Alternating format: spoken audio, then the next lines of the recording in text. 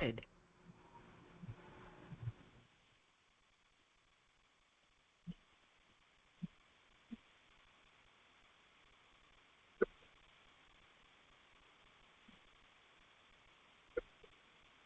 नमो लोये सौर्यन्तानं नमो लोये सौदानं नमो लोये सौभागिर्यां नमो लोये सौजयां नमो लोये सौत्रिकावती सावनम् ओंकारमिन्दु संयुक्त नित्यं जयन्ति गिर्विन कामदं औषधं चैवंकाराय नमो मङ्गलं भगवानेव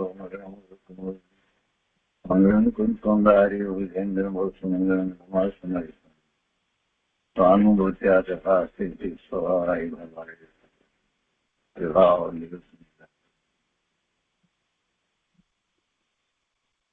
ધર્મ ધ્યાન આરાધના ધ્યાન આરાધનાનો આ 198મો ક્લાસ છે. ઘણા વખતથી આપણે સ્વાધ્યાય કરતા હતા, કેટલાય વર્ષોથી કરતા હતા, અને સ્વાધ્યાય પછી આપણને એમ સંતોષ થઈ જતો હતો કે આપણે કંઈક જાણીએ છીએ, આપણને કંઈક આવડે છે. પરંતુ ગુરુદેવે એમ કહ્યું કે નિર્વિકલ્પ ધ્યાનમાં સમ્યક દર્શન થાય. નિર્વિકલ્પ ધ્યાનની અંદર સમ્યક દર્શન, સમ્યક જ્ઞાન, સમ્યક ચારિત્ર ના રત્નત્રયના પરિણામ થાય. અને એ વાત વારંવાર જ્યારે સાંભળવામાં આવી ત્યારે થયું કે આપણે રોજ ગુરુદેવના પ્રવચન સાંભળીએ, સ્વાધ્યાય કરીએ, શાસ્ત્ર વાંચન કરીએ, પણ મૂળ વાત તો રહી ગઈ. નિર્વિકલ્પ ધ્યાનમાં જ સમ્યક્ત્વ થાય અને સમ્યક્ત્વથી ધર્મની શરૂઆત થાય, મોક્ષ માર્ગની શરૂઆત થાય. રહસ્યપૂર્ણ ચિઠ્ઠીનો જ્યારે સ્વાધ્યાય કર્યો, પંડિત ટોડરમલજીની રહસ્યપૂર્ણ ચિઠ્ઠીનો સ્વાધ્યાય કર્યો, ત્યારે સમ્યક્ત્વ વિશે જે પંડિતજીએ જે રીતે વાત લીધી હતી, તત્વ નિર્ણય, તો એ જ વાતને પૂજ્ય ગુરુદેવે એવી રીતે સમજાવી કે સ્વાનુભૂતિ તે સમ્યક્ત્વ છે. અને એનું કારણ બહુ સ્પષ્ટ કર્યું કે તત્વ નિર્ણય બરાબર, પણ તત્વમાં જીવ તત્વનો નિર્ણય થાય કેવી રીતે? જીવ તત્વ કાંઈ ઇન્દ્રિય જ્ઞાનનો વિષય નથી કે જેથી કરી અને એને આપણે જાણી લઈએ અને એનો નિર્ણય કરીએ. એ તો અનુભૂતિનો વિષય છે. એટલે જ્યારે એ વાત ગુરુદેવે કરી તો એ વાત આપણને બધાને બરાબર બેસી ગઈ કે આત્માના નિર્ણય વિના જીવ તત્વ પોતે ભગવાન આત્મા છે એવો નિર્ણય થયા વિના સમ્યક્ત્વ કહેવાય નહીં. એટલે તત્વ નિર્ણયની અંદર સૌથી મહત્વની વાત તો આ જ હતી. જીવ તત્વ એટલે પોતાનું સ્વરૂપ, એનો નિર્ણય, અને એ અનુભૂતિ વિના થાય નહીં. એટલે એવી અનુભૂતિથી જ સમ્યક દર્શન થાય. અને એટલા માટે જ આપણે આ ધર્મ ધ્યાન આરાધનાની શરૂઆત કરી કે આપણે ધ્યાનને બહુ સારી રીતે સમજવું છે, ધ્યાનના શાસ્ત્રોનો અભ્યાસ કરવો છે, અને પછી એ નિર્વિકલ્પ ધ્યાનમાં જેમ ગુરુદેવે કહ્યું છે એ રીતે સ્વાનુભૂતિ કરવી છે, એવું નિશ્ચયથી સમ્યક્ત્વ પ્રગટ કરવું છે. અને એટલે આપણે ધર્મ ધ્યાન આરાધનાની શરૂઆત કરી અને આજે આ 198મો ક્લાસ છે.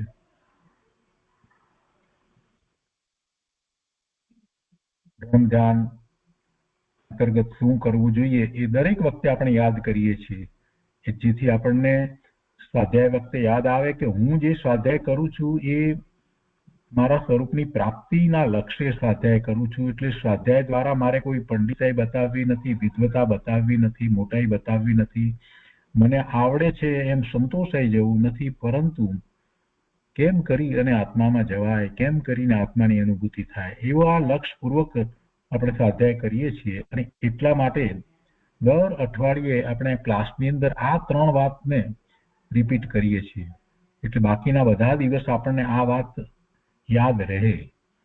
દ્રવ્ય સ્વરૂપનો અભ્યાસ આપણે એટલા માટે કરીએ છીએ કે આત્માના સ્વરૂપને સારી રીતે જેમ છે તેમ સમજી, સ્વીકારી, આત્મસાત કરી અને એનો એવા સ્વરૂપનો સત્કાર કરવો. એટલે એવું મારું સ્વરૂપ છે, એટલા માટે દ્રવ્ય સ્વરૂપનો અભ્યાસ કરીએ છીએ. અને જેટલું વધારે ને વધારે એનો અભ્યાસ કરતા જઈએ છીએ તેટલું આપણને વધારે ને વધારે પોતાના આત્મા વિશે એટલું સ્પષ્ટતા થતા એમાં એકાગ્રતા કરવાનું સરળ થાય છે. સમ્યક તો પ્રગટ કરવું છે એ ધ્યેય છે, અને એથી આગળ વધી અને આપણે તો ચારિત્ર અંગીકાર કરવું છે. ધર્મ ધ્યાન આરાધના અંતર્ગત આપણે તો ચારિત્ર અંગીકાર કરવું છે. એટલે સમ્યક વિના તો થઈ શકે નહીં, અને સમ્યક માટે આપણે દ્રવ્ય સૂત્રનો અભ્યાસ કરીએ છીએ. એમાં આપણે સ્વાધ્યાય કરીએ છીએ, સાથે ને સાથે સત આચરણ આચરીએ છીએ, કેમ કે જે સ્વાધ્યાય કર્યો એમાં ચરણાનુયોગના શાસ્ત્રનો પણ સ્વાધ્યાય આવી જાય, અને શ્રાવકના આચાર ને મુનિના આચારનું આપણને જ્ઞાન ભાન એ અભ્યાસ દ્વારા થયું હોય તો એ માત્ર એ શબ્દમાં જ રાખવાનું કે એને પ્રયોગમાં મૂકવાનું. પ્રયોગમાં મૂકીએ નહીં તો પછી આચરણ ક્યાંથી થાય? અને એટલા માટે જ આપણે આચરણ આચરીએ છીએ. અને સૌથી મોટી અને મહત્વની અને મુખ્ય વાત તો ધ્યાન સ્વરૂપમાં એકાગ્રતાની છે, અને એના માટે પણ આપણે નિયમિતતા હવે લાવી દીધી છે. નિયમિત ધ્યાન કરીએ છીએ, એક કરતા વધુ વખત દિવસમાં ધ્યાન કરીએ છીએ. એને માટે આપણે નિત્યક્રમ પણ અપનાવી લીધો છે. આચરણમાં 7 વ્યસનોનો ત્યાગ, કંદમૂળનો ત્યાગ, રાત્રિ ભોજન ત્યાગ, અથાણા તથા ઉદંબર ફળનો ત્યાગ, યત્નાચાર એટલે સમિતિપૂર્વકનું જીવન જેને કારણે હિંસા ન થાય, અને પરિગ્રહ પરિમાણ, આ બધી વાતનો ખ્યાલ રાખીએ છીએ. અને દરેક વખતે વાતને આપણે યાદ કરીએ છીએ.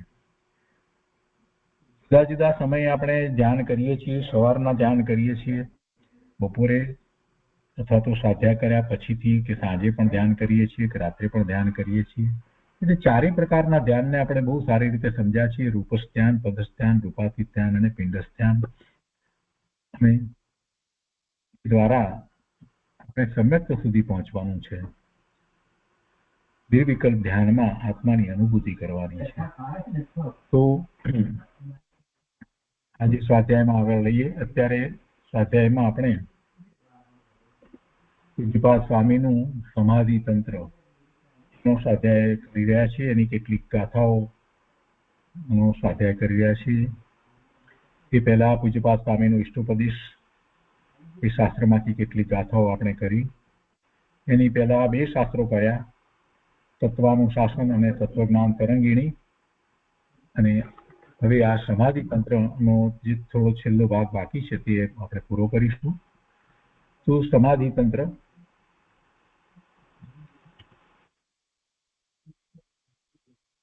સમાધિ તંત્રમાં આપણે ગઈ વખતે 93મી ગાથા સુધી સ્વાધ્યાય કર્યો હતો. 93મી ગાથાને આજે થોડી ફરીથી લઈએ છીએ. 93મી ગાથાના અર્થમાં એક વાત સ્પષ્ટ કરવામાં આવી કે આત્મદર્શી પુરુષોની, જેને આત્મદર્શન થયું છે એવા જ્ઞાનીને એમની નિંદ્રા અવસ્થા હોય કે ઉન્મત્ત અવસ્થા હોય તો પણ એ વિભ્રમ રૂપ હોતી નથી. અને સર્વ અવસ્થાઓમાં આત્મા માનનારની બહિરાત્માની, જેના મિથ્યાત્વાદી દોષો ક્ષીણ થયા નથી તેવાની, તે વિભ્રમ રૂપ છે. એટલે નિંદ્રા અવસ્થા અને જાગૃત અવસ્થા આદિ સર્વ અવસ્થાઓ મિથ્યા દ્રષ્ટિની તો વિભ્રમ રૂપ છે. એને તો ભ્રમ છે, મિથ્યાત્વ છે, મોહ છે. જ્યારે જેને સમ્યક દર્શન થયું છે, આત્માની અનુભૂતિ થઈ છે, એની બધી અવસ્થા નિંદ્રા અવસ્થા છે અથવા તો ઉન્મત્ત અવસ્થા છે તો પણ એમાં એ વિભ્રમ નથી. એ વાત આ ગાથામાં કહેવામાં આવી.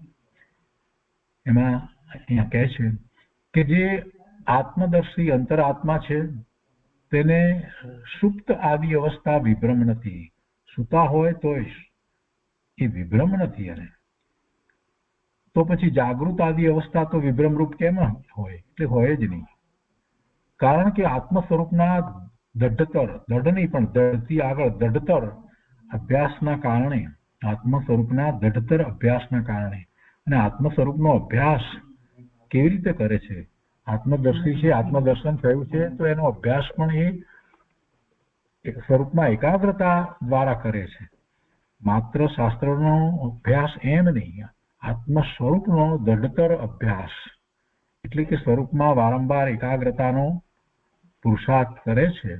તો એવા આત્મ સ્વરૂપના અભ્યાસના કારણે તેમનું જ્ઞાન તે અવસ્થાઓમાં આત્મ સ્વરૂપથી ચ્યુત થતું નથી.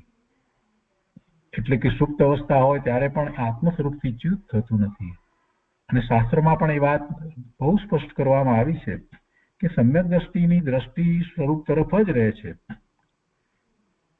એનો ઉપયોગ બહારમાં હોય ત્યારે પણ એની દ્રષ્ટિ તો સ્વરૂપ તરફ જ રહે છે.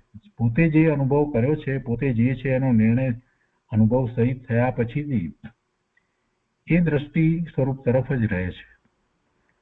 એટલે વર્તમાન પર્યાય જે છે એ રૂપે પોતે નથી અને પોતે શુદ્ધ આત્મા છે એ વાત એને વિસરાતી નથી, ભૂલાતી નથી, સતત એ વાત તો રહે જ છે.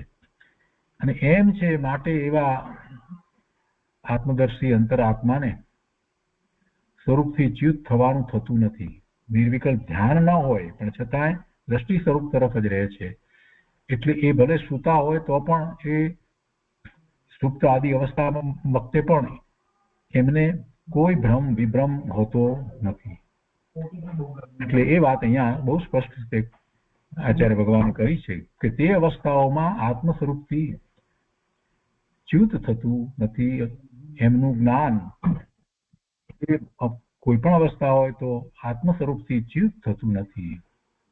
ઇન્દ્રિયોની શિથિલતા અને રોગ આદિ વશ કદાચિત તેને ઉન્મત્તતા પણ આવી જાય એવા જ્ઞાનીને, ધર્મીને, તો પણ તેના આત્માનુભવ સંસ્કાર છૂટતા નથી, બરાબર કાયમ જ રહે છે. જો આ સમ્યક દર્શનનું મહાત્મ્ય છે. સમ્યક દર્શન થયા પછીથી કેવું હોય, શું હોય એની વાત આચાર્ય ભગવાને કરી છે.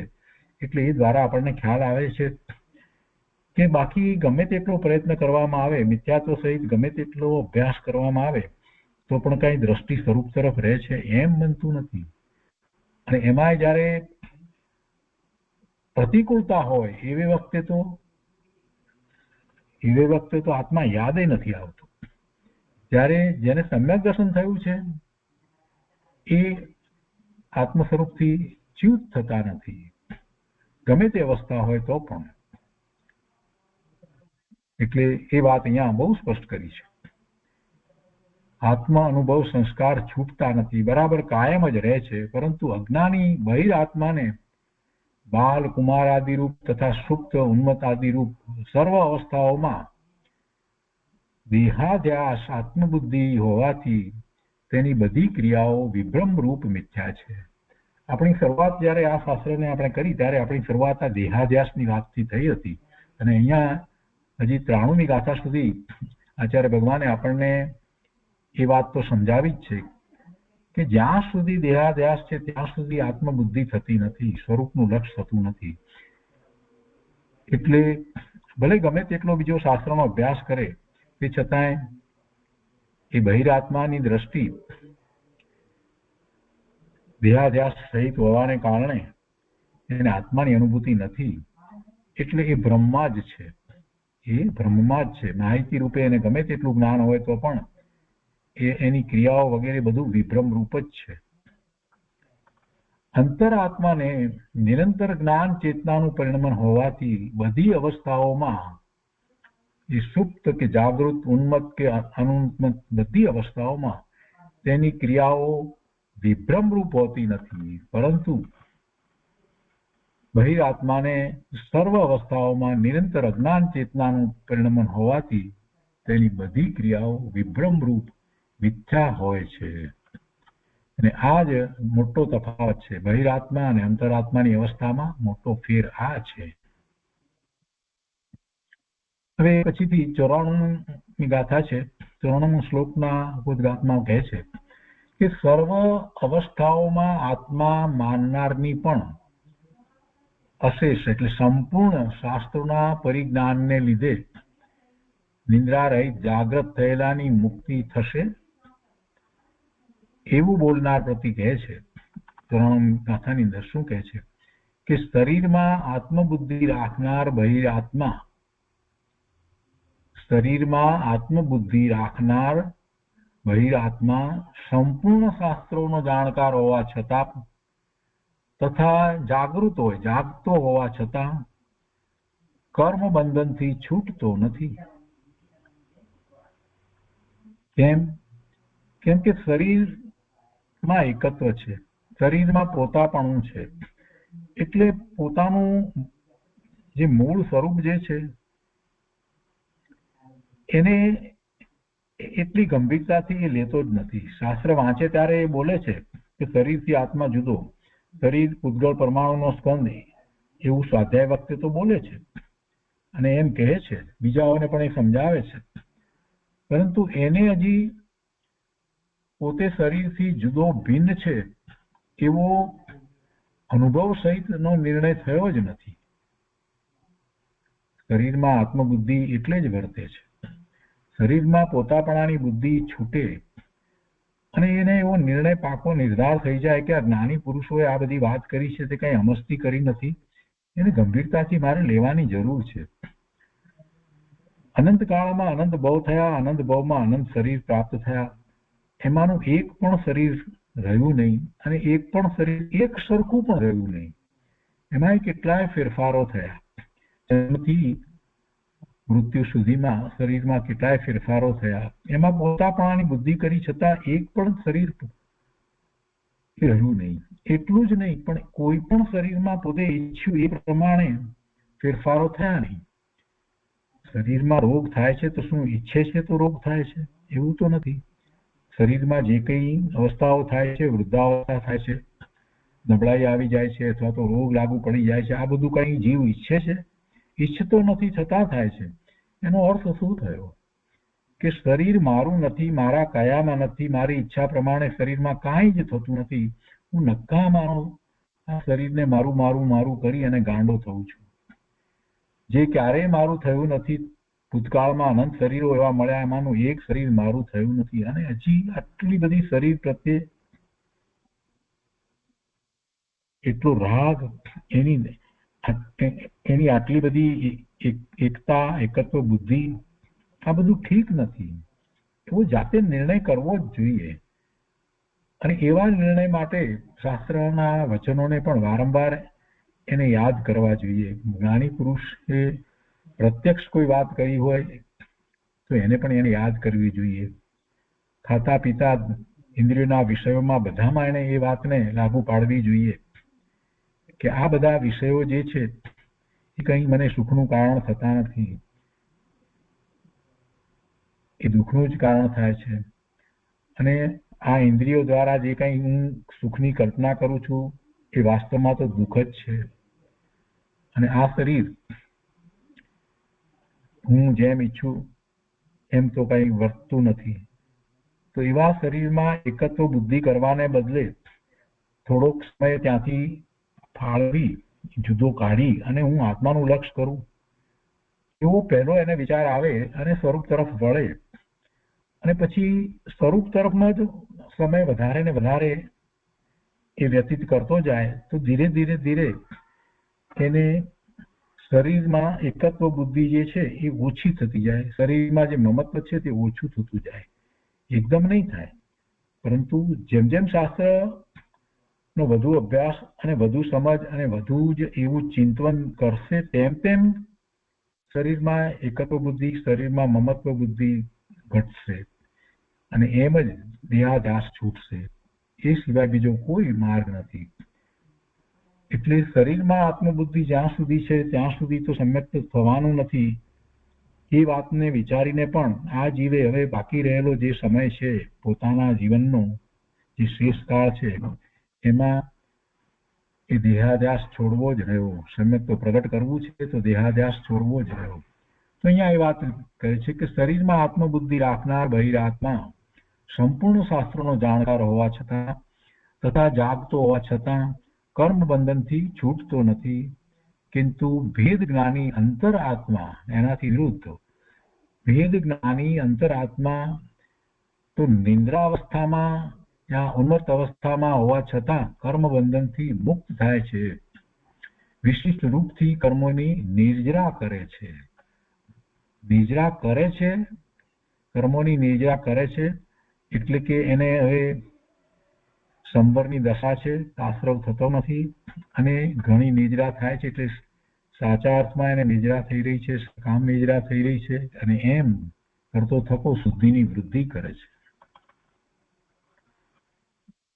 અહીંયા ભાવાર્થમાં બહુ સરસ વાત કરી છે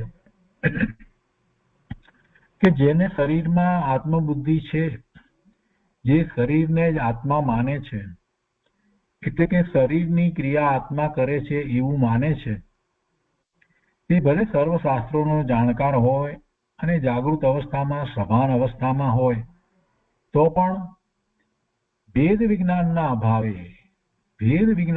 અભાવે તેને મુક્તિની પ્રાપ્તિ થતી નથી. ભેદ વિજ્ઞાન, શરીરથી પોતે જુદો છે એવું ભેદ વિજ્ઞાન એ માત્ર શબ્દોમાં ન હોય, માત્ર સમજ એમ નહીં, પરંતુ સાચા અર્થમાં ભેદ જ્ઞાન થવું જોઈએ. પોતે એનાથી જુદો જ છે એવા દૃઢ નિર્ણયપૂર્વક એ સ્વરૂપ તરફ વળે છે તો એને અનુભૂતિ થાય છે. એ વખતે એને ભેદ જ્ઞાન થાય છે કે એ શરીરથી જુદો છે. એટલે ભેદ વિજ્ઞાન જ્યાં સુધી નથી, એવું ભેદ જ્ઞાન થયું નથી ત્યાં સુધી શરીરમાં એકત્વ બુદ્ધિ રહ્યા જ કરે છે. તો અહીંયા એ વાત લીધી છે કે ભેદ વિજ્ઞાનના અભાવે તેને મુક્તિની પ્રાપ્તિ થતી નથી. પરંતુ જેને શરીર અને આત્માનું ભેદ જ્ઞાન છે, અનુભવ સહિત ભેદ જ્ઞાન છે, આ જડ છે અને આ ચેતન છે એવું સ્પષ્ટ જેને અનુભવમાં આવ્યું છે, એવો એ અંતરાત્મા ભેદ જ્ઞાનને કારણે આત્માની અનુભૂતિ કરતો થકો, એવો પુરુષાર્થ કરતો થકો મોક્ષ માર્ગમાં આગળ વધી અને પૂર્ણ મુક્ત દશાને પ્રાપ્ત કરે છે. એટલે કહે છે કે પરંતુ જેને શરીર અને આત્માનું ભેદ જ્ઞાન છે અને આત્મ સ્વરૂપના અનુભવનો દઢતર અભ્યાસ છે, તેવો અંતરાત્મા એ બધી અવસ્થામાં, નિંદ્રાવસ્થામાં યા ઉન્મત્ત અવસ્થામાં હોવા છતાં વિશિષ્ટ પ્રકારે કર્મોની નિજરા કરે છે, કારણ કે તેને નિરંતર જ્ઞાન ચેતનાનું પરિણમન છે. કર્મ ચેતના, કર્મફળ ચેતના અને જ્ઞાન ચેતના એ વિશે ગુરુદેવે ઘણી સ્પષ્ટતા કરી છે. આપણે એ સારી રીતે સમજ્યા છીએ. જીવને 12મા પરનું લક્ષ્ય ત્યારે એને કર્મ ચેતના અને એ જ વખતે જે વિકલ્પો ઉઠે છે અને જે વિભાવરૂપ પરિણતિ થાય છે ત્યારે એને કર્મફળ ચેતના છે. અને એ સિવાય એવી કર્મ ચેતનાને કારણે એને જે આશ્રવ થાય છે અને કર્મનો બંધ પડે છે, એ કર્મ ઉદયમાં આવે છે તો ત્યારે પણ એનું ફળ પ્રાપ્ત થાય છે, તો ત્યારે પણ કર્મફળ ચેતના છે. એટલે કર્મ ચેતના અને કર્મફળ ચેતનામાં જ જીવો સમય વિતાવે છે. અનંતકાળ આ જીવનો કર્મ ચેતના અને કર્મફળ ચેતનામાં જ વીત્યો છે. આ જીવે ક્યારેય જ્ઞાન ચેતના કરી નથી. જ્ઞાન ચેતના એટલે સ્વરૂપમાં એકાગ્રતા થાય, સ્વરૂપનું જ લક્ષ્ય રહે, એનું નામ પરમાર્થ જ્ઞાન ચેતના છે. આ શાસ્ત્રનો અભ્યાસ, એવું જ્ઞાન, માહિતી જ્ઞાન એ કઈ જ્ઞાન ચેતના છે એમ નથી, પરંતુ જ્ઞાન ચેતના માટે એ જરૂરી છે. એટલે જેને આત્માની અનુભૂતિ થઈ છે એને જ્ઞાન ચેતના છે અને પછી એની દ્રષ્ટિ સ્વરૂપ તરફ રહે છે. એટલે વારંવાર એ નિર્વિકલ્પ ધ્યાનમાં એ પરમાર્થે એ જ્ઞાન ચેતના જ કરે છે. અહીંયા એ વાત લીધી છે. અહીંયા કહે છે કે એ અંતરાત્મા નિદ્રાવસ્થા અને ઉન્મત્ત અવસ્થામાં હોવા છતાં વિશિષ્ટ પ્રકારે કર્મોની નિજરા કરે છે, કારણ કે તેને નિરંતર જ્ઞાન ચેતનાનું પરિણમન છે. અને આ કર્મ નિજરા તેની મુક્તિના કારણ રૂપ બને છે.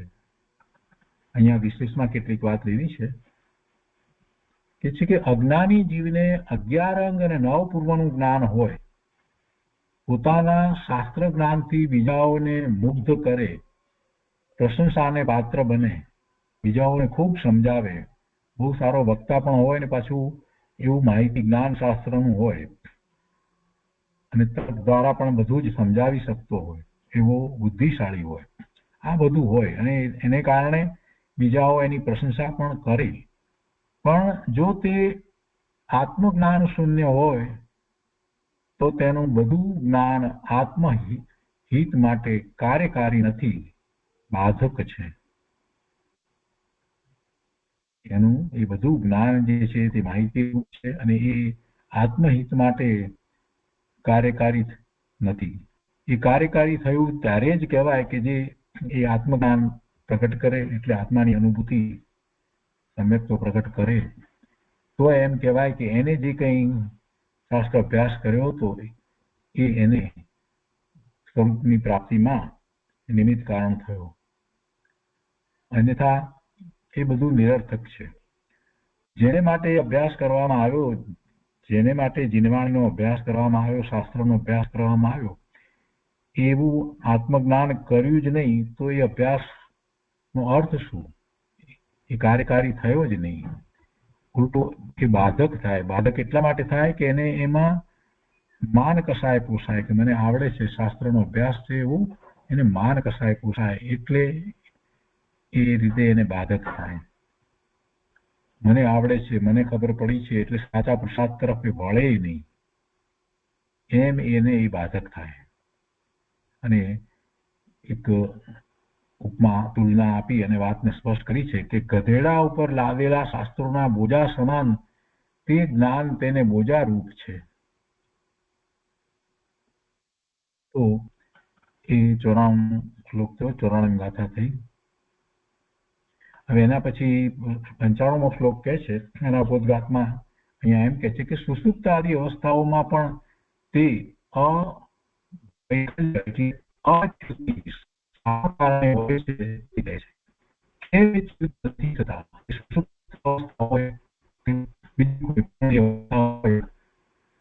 તો પણ એ જ્ઞાની કેમ ચ્યુત નથી થતા? અને એ વાત આચાર્ય ભગવાને 95મા શ્લોકમાં કહી છે. તો એનો ભાવાર્થ આપણે લઈએ છીએ કે જે વિષયમાં કોઈ પુરુષની બુદ્ધિ સાવધાનીપૂર્વક લાગી રહે છે, અર્થાત જે વિષય તેને હિતકર કે ઉપકારક લાગે છે તેમાં તેને શ્રદ્ધા ઉત્પન્ન થાય છે, અને જ્યાં શ્રદ્ધા ઉત્પન્ન થાય છે ત્યાં ચિત્ત લીન થઈ જાય છે, અને ચિત્તની આ લીનતા જ સુષુપ્ત ઉન્મત્ત અવસ્થામાં પણ પુરુષને એટલે આત્માને તે વિષયથી હટાવી શકતી નથી, અર્થાત તે પુરુષ તે વિષયથી ચ્યુત થતો નથી, તેમાં લીન રહે છે. શા માટે એમાં લીન રહે છે? કેમ આત્માથી એ ચ્યુત થતો નથી જ્ઞાની ધર્મી? એનું કારણ એ છે કે હવે એ અનુભૂતિ પૂર્વકની એની જે શ્રદ્ધા છે, પોતાના વિશેની આત્મા વિશેની જે શ્રદ્ધા જે છે એ સમ્યક છે, અને એ શ્રદ્ધા દ્વારા એને નિર્ણય પાકો થયો છે કે સુખ, શાંતિ, આનંદ બધું પોતાના સ્વરૂપમાંથી જ પ્રાપ્ત થાય છે. એ અનુભૂતિ દ્વારા એને એ એવું અનુભવ્યું છે, એટલે એને એવો પાકો નિર્ણય થયો છે, એટલે વારે વારે એ સ્વરૂપ તરફ જ વળી જાય છે. બાહ્યમાં આપણને લાગે કે સુષુપ્ત અવસ્થામાં છે, પણ એની દ્રષ્ટિ હંમેશા એ તરફ જ રહે છે. વર્તમાન પર્યાય જે એની મનુષ્યની હોય, એમાં પુરુષની હોય કે સ્ત્રીની હોય, તો પણ એ પર્યાય એ પોતે નથી, એ મનુષ્યપણું પણ એ નથી. એ મનુષ્ય નથી, દેવ નથી, તિર્યજ નથી, નારકી નથી, કાંઈ નથી. મનુષ્ય છે તો પુરુષ નથી, સ્ત્રી નથી, કાંઈ નથી, પોતે તો શુદ્ધ આત્મા છે. એ વાત એને સતત રહ્યા કરે છે, અને એમાં જયારે એકાગ્રતા કરે છે તો એને આનંદની, શાંતિની અનુભૂતિ થાય છે, એટલે એનું ચિત્ત ત્યાં જ રહે છે, અને એમાં ચિત્ત લીન રહે છે. પછી ત્યાંથી એ કેવી રીતે હટે? એટલે કે ત્યાંથી એ ઘસતો નથી, ચ્યુત થતો નથી. વિશેષમાં કેટલીક વાત છે કે વેદ વિજ્ઞાન દ્વારા શ્રદ્ધાપૂર્વક આત્મ સ્વરૂપના જે સંસ્કારો જામ્યા છે ભેદ વિજ્ઞાન દ્વારા, એટલે ભેદ જ્ઞાન થયું છે, જ્યારે આત્માની અનુભૂતિ થઈ છે એ વખતે ભેદ જ્ઞાન થાય છે અને અનુભૂતિ થાય છે, તો એ પછીથી હવે શ્રદ્ધા સમ્યક થઈ છે. તો એ વેદ વિજ્ઞાન દ્વારા શ્રદ્ધાપૂર્વક આત્મ સ્વરૂપના જે સંસ્કારો જામ્યા છે તેનું બળ કોઈ પણ અવસ્થામાં, એટલે જાગૃત અવસ્થા હોય, સુપ્ત અવસ્થા કે ઉન્મત્ત અવસ્થા હોય, તો એ બધી અવસ્થાઓમાં એનું બળ તો ચાલુ રહ્યા વિના રહેતું નથી. એટલે એ બળ તો રહ્યા જ કરે છે. જે અનુભવ્યું છે, જે શ્રદ્ધાન થયું છે, જે આનંદની અનુભૂતિ નું શાંતિનો અનુભવ થયો છે, એ ભૂલાતો નથી અને પોતે જે છે એ વાત હવે સ્પષ્ટ રહ્યા કરે છે. એટલે એમ એનું બળ એ ગમે તે અવસ્થા હોય તો પણ એ રહ્યા કરે છે. તેથી આત્માર્થી એ ભેદ વિજ્ઞાન દ્વારા, જે આત્માર્થી છે, મુમુક્ષુ છે, જેને પોતાનું કલ્યાણ કરવું છે, એવા આત્માર્થી એ ભેદ વિજ્ઞાન દ્વારા આત્મ સ્વરૂપના સંવેદન માટે આત્મરુચિ પૂર્વક એવો અવિરત પ્રયત્ન કરવો જોઈએ કે જેથી આત્મશ્રદ્ધામાં બાહ્ય કોઈ પણ પરિસ્થિતિ વિઘ્નરૂપ થાય નહીં, એવો પ્રયત્ન કરવો જોઈએ.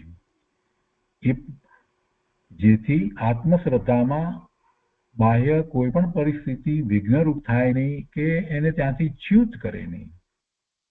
જેમ જેમ સ્વ પર પદાર્થોના ભેદ વિજ્ઞાન દ્વારા આત્માનું ઉત્તમ સ્વરૂપ સંવેદનમાં વિકસિત થતું જાય છે, તેમ તેમ સહજ પ્રાપ્ત રમણીય પંચેન્દ્રિયના વિષયો પણ રૂચતા નથી. હવે ઇન્દ્રિયના વિષયોમાં એને કોઈ રુચિ થતી નથી. અલૌકિક આનંદનો અનુભવ થયા પછીથી ઇન્દ્રિયના વિષયો હવે એને નીરસ લાગે છે, અર્થાત તેમના પ્રત્યે ઉપેક્ષા અને ઉદાસીનતા ઉત્પન્ન થાય છે. ઈશ્વોપદેશના આધારના શ્લોક તરીકે આ વાત લીધી છે, એમાંથી વાત લીધી છે. ઈશ્વોપદેશનો 37મો શ્લોક.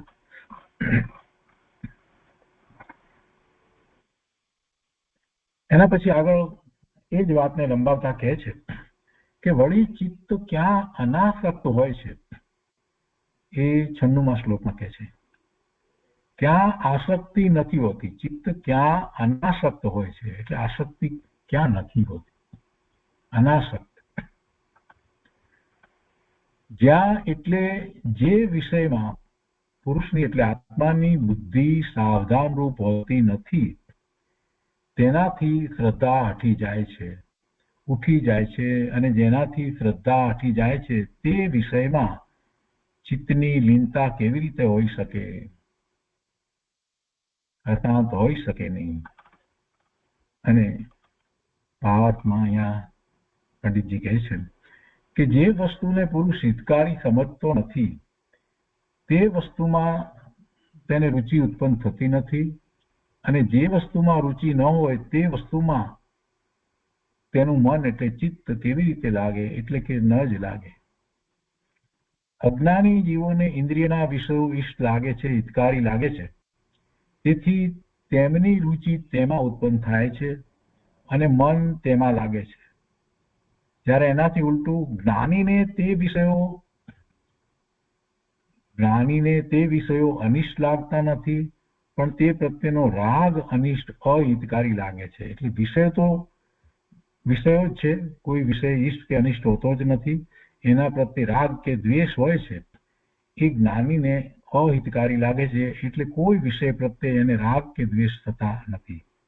તેથી તેની રુચિ તે તરફથી હટે છે અને તેમાં મન લાગતું નથી, અને એમ એ વિષયો પ્રત્યે ઉદાસીન રહે છે.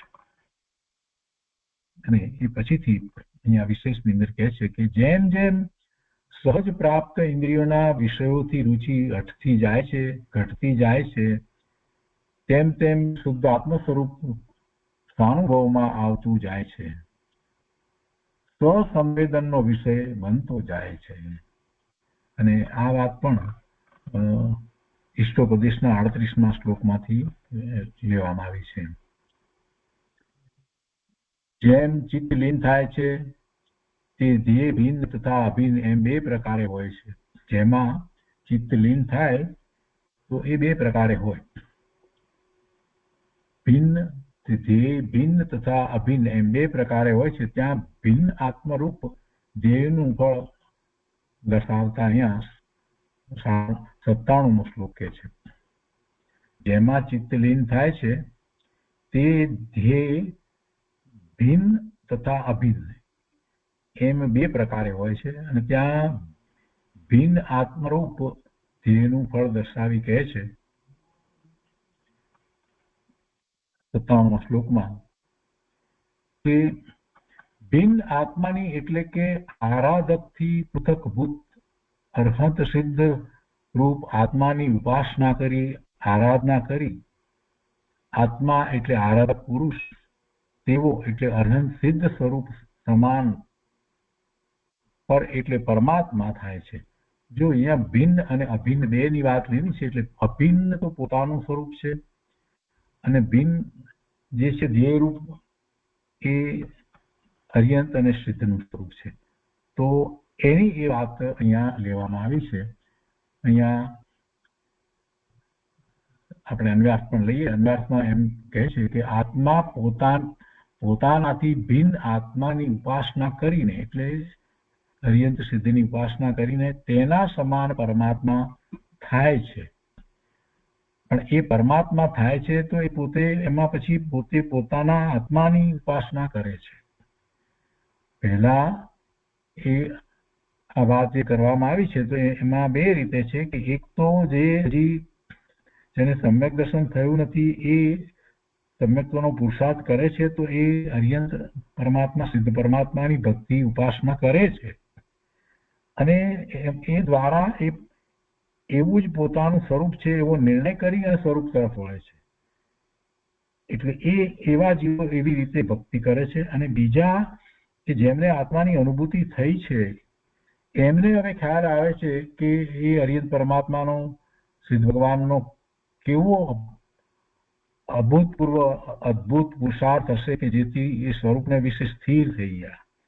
પોતાને એકાગ્રતાનો પુરુષાર્થ કરે છે તો ક્ષણમાં એ પોતે બહાર આવી જાય છે. તો એથી એને લાગે છે કે પ્રભુનો પુરુષાર્થ કેવો હશે. એટલે એમ એ પ્રભુની ભક્તિ કરે છે. પ્રભુ પ્રત્યે અહોભાવ એને આવે છે અને ભક્તિ કરે છે. એટલે બે રીતે એ ભિન્ન આત્માની ઉપાસના એટલે અર્યંત પરમાત્માની સિદ્ધ પરમાત્માની ઉપાસના એ રીતે એ કરે છે, ભક્તિ કરે છે.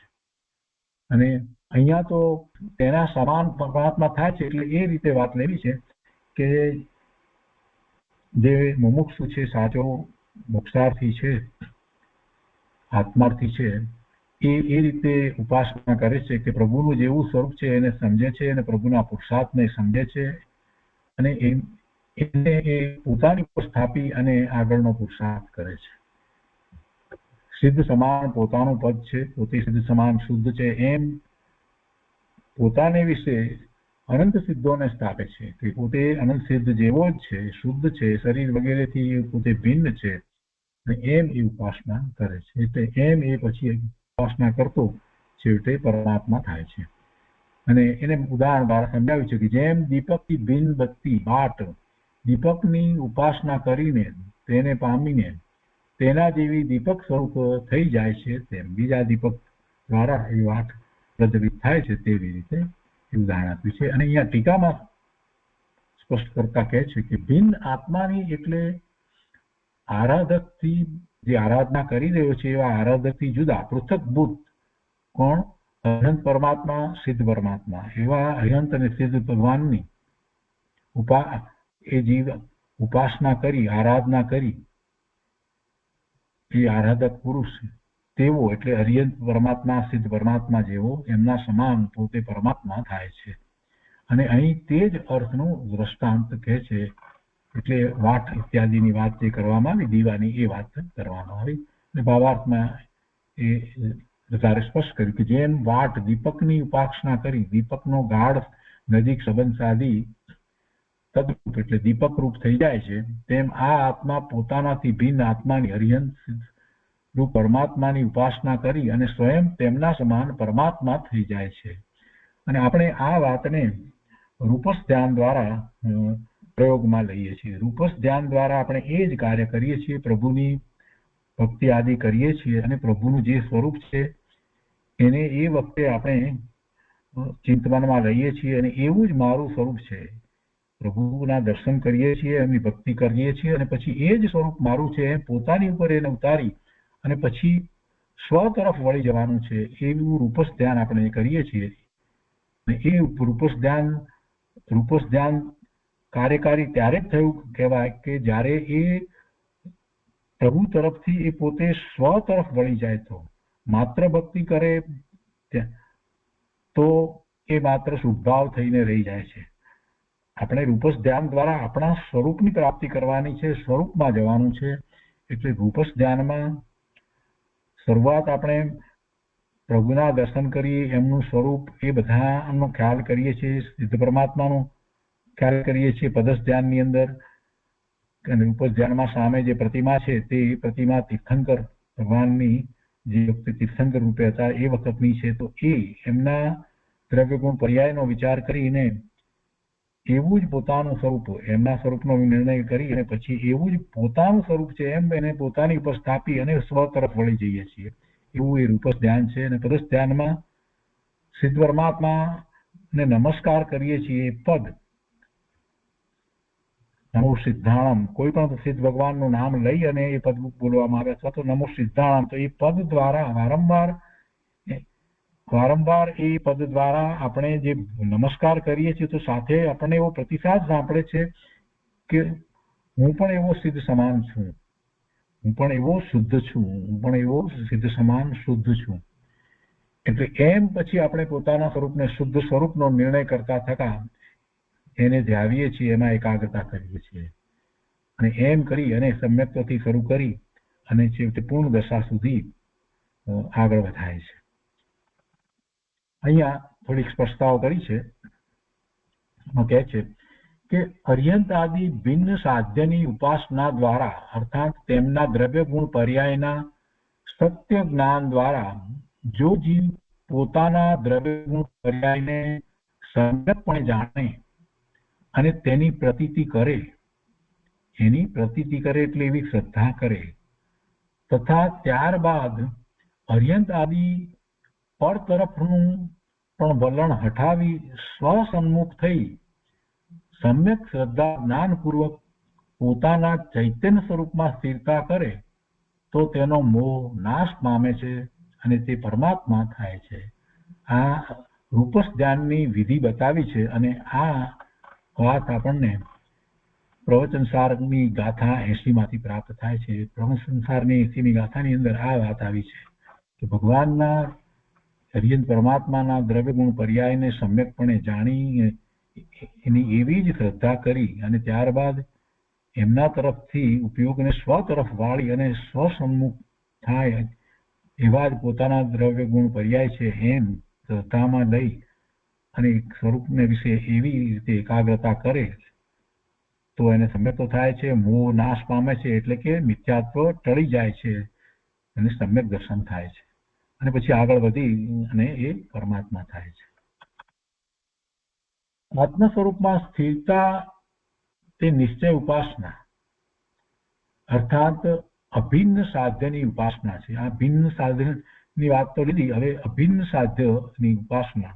એક વખત સમ્યક દર્શન થયા પછીથી એ વારે વારે પોતે પોતાના સ્વરૂપમાં જે એકાગ્રતા કરે છે તો એ પોતાથી બીજા ભિન્ન નહીં, એટલે અભિન્ન. એ અભિન્ન સાધ્ય જે પોતાનું શુદ્ધ સ્વરૂપ છે, પોતે જ સમયસાર ભગવાન આત્મા શુદ્ધ છે, સિદ્ધ સમાન છે, તો એની જ સાધના જે સાધ્ય છે એટલે એની ઉપાસના જે નહીં એટલે અભિન્ન. તો આત્મ સ્વરૂપમાં સ્થિરતા તે નિશ્ચય ઉપાસના અર્થાત અભિન્ન સાધ્યની ઉપાસના છે. અને અર્યંત આદિ ભિન્ન સાધ્યની ઉપાસના તે વ્યવહાર ઉપાસના છે. એટલે જ્યારે અર્યંત આદિની ભિન્ન ઉપાસના કરવામાં આવે છે એટલે એમના પ્રત્યે અહોભાવ વગેરે પ્રગટ કરવામાં આવે, ભક્તિ કરવામાં આવે છે, એ વ્યવહાર ઉપાસના છે. એ રીતે વ્યવહાર ઉપાસના છે. પણ એમાં જો એ રૂપસ ધ્યાન કરી અને પાછો એના એ તરફથી સ્વરૂપ તરફ વળી જાય છે તો એને એ પણ કાર્યકારી થાય છે. પરંતુ સ્વરૂપ તરફ વળતો જ નથી અને માત્ર ભક્તિ ઉપાસના કર્યા કરે છે, તો એ શુભભાવ છે એનાથી પુણ્યનો બંધ પડે છે, પણ કાંઈ સમ્યક તો થતું નથી. અહીંયા ઘણી સરસ વાત મૂકી છે, એ આપણે લઈએ છીએ. સાધક દશામાં સમ્યક દ્રષ્ટિ જીવને, સાધક દશામાં અહીંયા સમ્યક દ્રષ્ટિ જીવ લીધા છે, તો સાધક દશામાં સમ્યક દ્રષ્ટિ જીવને અસ્થિરતાના કારણે ભગવાનની પૂજા ભક્તિ આદિરૂપ પુણ્યબંધની સંપ્રાપ્તિના હેતુભૂત શુભ રાગ ભૂમિકા અનુસાર આવે છે. આ પણ હોય છે. પોતાને હજી પૂર્ણ દશા નથી, એટલે કે સ્વરૂપમાં સ્થિરતા નથી, એટલે અસ્થિરતાને કારણે એને શુભભાવ વગેરે હોય છે, તો એમાં આ પ્રકારનો શુભભાવ કે જેમાં એને ભગવાનની પૂજા ભક્તિ નો ભાવ હોય, તો એ એની ભૂમિકા અનુસાર આવે છે. પણ તે તેને આત્મહિત માટે ભલો માનતો નથી, એટલે કે એનાથી પોતાને હિત થાય છે એમ એ માનતો નથી, પણ એ પોતાના પુરુષાર્થની એટલી નબળાઈ છે, એટલે સ્વરૂપમાં સ્થિરતા નથી થતી. સ્વરૂપમાં સ્થિરતા નથી થતી તો પછી એ પ્રભુની ભક્તિ વગેરે કરે છે. અને એમાં એક વાત એવી પણ છે કે એને એવો અહોભાવ પણ ક્યારેક આવે છે પ્રભુ પ્રત્યે, કેમ કે પોતે સ્વરૂપમાં વધુ લાંબો સમય સુધી સ્થિરતા નથી કરી શકતો, એટલે એને એમ થાય છે કે પ્રભુએ તો પોતાના સ્વરૂપમાં સ્થિરતા કરી લીધી, પ્રભુનો પુરુષાર્થ કેવું, એમ એમના પ્રત્યે અહોભાવ આવે છે, એટલે પણ એવી ભક્તિ વગેરે કરે છે. પણ એ એમ નથી માનતો કે આ પ્રભુની ભક્તિ કરવાથી પોતાને મુક્ત દશા પ્રાપ્ત થશે, એમ એ માનતો નથી. એટલે એમાં જ એ રોકાઈ રહેતો નથી, ત્યાંથી એ સ્વરૂપ તરફ વળે જ છે. એ મહત્વની વાત છે. એટલે એ અહીંયા સ્પષ્ટ કર્યું છે. પણ તે તેને આત્મહિત માટે ભલો માનતો નથી, એટલે શુભભાવ છે અને શુભભાવને છોડી અને શુદ્ધભાવે થવાનો જ પુરુષાર્થ કરે છે. તે રાગને રોગ સમાન ગણે છે, તેથી તેને તે હે બુદ્ધિ વર્તે છે, અર્થાત તેને રાગનો રાગ નથી, તેનું તેને સામિત્વ નથી. એના એવા શુભભાવ છે તો શુભભાવનો એને રાગ નથી. તેનો આ શુભ રાગ સવારની લાલ સંધ્યા જેવો છે. જેમ સવારની લાલ સંધ્યાનો અભાવ થતા તુરત જ સૂર્યના તેજસ્વી પ્રકાશનો આવિર્ભાવ થાય છે, તેમ સમ્યક દ્રષ્ટિના એ હે બુદ્ધિએ વર્તતા શુભ રાગનો અભાવ થતા, તેનો અતિક્રમ થતા, ત્યાંથી એ આગળ વધી જઈ અને સ્વરૂપ તરફ વળી જાય છે, એટલે એમ અતિક્રમ થતા આત્માના નિર્મળ પ્રચંડ પ્રકાશનો આવિર્ભાવ થાય છે. આમાં શુભભાવ માત્ર પ્રભુની ભક્તિનો જ હોય એમ નહીં, બીજા અનેક પ્રકારે શુભભાવ હોય, શાસ્ત્ર વાંચન વગેરેના પણ શુભભાવ હોય. બધા જ શુભભાવ જે છે એ શુભભાવ જે છે એ સવારની સંધ્યા જેવા છે. એના પછીથી એ સમ્યક દ્રષ્ટિ જીવ તો સ્વરૂપ તરફ વળી જ જાય છે, એ વાત કીધી. જેમ સવારની લાલ સંધ્યાનો અભાવ થતા તુરત જ સૂર્યના તેજસ્વી પ્રકાશનો આવિર્ભાવ થાય છે, તેમ સમ્યક દ્રષ્ટિના હે બુદ્ધિએ વર્તતા શુભ રાગનો અભાવ થતા, તેનો અતિક્રમ થતા આત્માના નિર્મળ પ્રચંડ પ્રકાશનો આવિર્ભાવ થાય છે, એટલે સ્વરૂપ તરફ એ વળી જ જાય છે. સમ્યક દ્રષ્ટિ હંમેશા એ સ્વરૂપ તરફ વળે જ છે. અને જો એ સ્વરૂપ તરફ નથી વળતો તો એ પ્રમાદ છે. જે સમ્યક દ્રષ્ટિ નથી અને જે પુરુષાર્થ કરી રહ્યો છે, એ જો સંતોષાઈ જાય છે, શાસ્ત્ર અભ્યાસ કે પ્રભુની ભક્તિમાં સંતોષાઈ જાય છે, તો એ બધો એનો પ્રમાદ છે. સ્વરૂપની અપેક્ષાએ તો બધો એ પ્રમાદ છે. એટલે એ બધું એને હે બુદ્ધિ હોય, છોડવાની બુદ્ધિ હોય. હે બુદ્ધિ એટલે કે છોડવાની બુદ્ધિ હોય, એ શુદ્ધ ભાવને છોડી અને શુદ્ધ ભાવે થવું, એમ હે બુદ્ધિ. હે એટલે ખરાબ એમ નથી અર્થ થતો, હે એટલે છોડવું. શુભ ભાવને છોડ્યા વિના શુદ્ધ ભાવમાં જવાતું નથી. કાં તો શુભ ભાવમાં રહે ને કાં તો શુદ્ધ ભાવે થાય, પણ શુભ ભાવમાં રહી અને શુદ્ધ ભાવમાં થવાતું નથી. એટલે એને તો એ હે બુદ્ધિ હોય છે, શુભ ભાવ હે બુદ્ધિ હોય છે, અને પછી શુદ્ધ ભાવે થાય છે. રાગરૂપ સવિકલ્પ દશાનો વ્યવહારનો અભાવ થતા વિતરાગરૂપ નિર્વિકલ્પ દશા પ્રગટ થાય છે. અને આ દશામાં જીવને વચનાતીત એટલે વચનમાં ન કહી શકાય એવો અપૂર્વ આનંદનો અનુભવ થાય છે. અને એ રીતે સમ્યક દ્રષ્ટિના ભિન્ન આત્માની ઉપાસના રૂપ શુભ રાગનો અભાવ તે મોક્ષનું પરમાત્મા પદનું સાક્ષાત કારણ છે. પછી તો એને ભિન્ન આત્માની પોતાથી જુદા આત્માની ઉપાસના ઓછી થતી જાય છે અને અભિન્ન પોતાના સ્વરૂપની ઉપાસના વધતી જાય છે અને છેવટે પોતાના સ્વરૂપને વિશે જ એ સ્થિર થાય છે. તો આ અભિન્ન આત્માની ઉપાસના અને એના ફળ વિશે વધુ વાત આપણે આવતા સ્વાધ્યાયમાં લઈશું. 98મી ગાથામાં એ બધી વાત આવે છે. તો આજનો અહીંયા સ્વાધ્યાય 97મી ગાથા સુધી રાખીએ છીએ અને આજનો ક્લાસ પણ આપણે અહીંયા પૂરો કરીએ છીએ. કોઈ બીજું વિશેષ પુનરાવર્તન આપણે લેતા નથી.